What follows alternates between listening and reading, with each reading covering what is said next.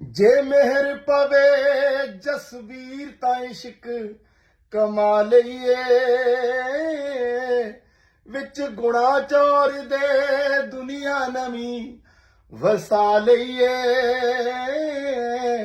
असीं डुबदे आं के तरदे आं असीं जितदे आं के हारदे आं जे तरदे आं जे जितदे आं सानू यार मुबारक तां लिख दे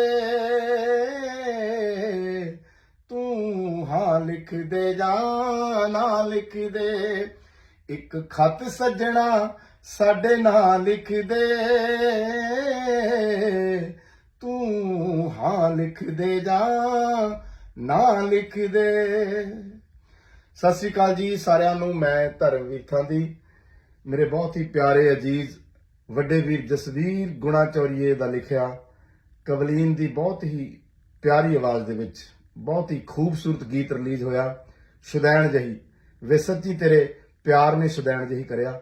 ਸੋ ਸਕਾਈ ਬੀਟਸ ਕੰਪਨੀ ਵੱਲੋਂ ਇਹ ਗੀਤ ਜਿਹੜਾ ਰਿਲੀਜ਼ ਕੀਤਾ ਗਿਆ ਬਹੁਤ ਹੀ ਪਿਆਰਾ ਗੀਤ ਆ।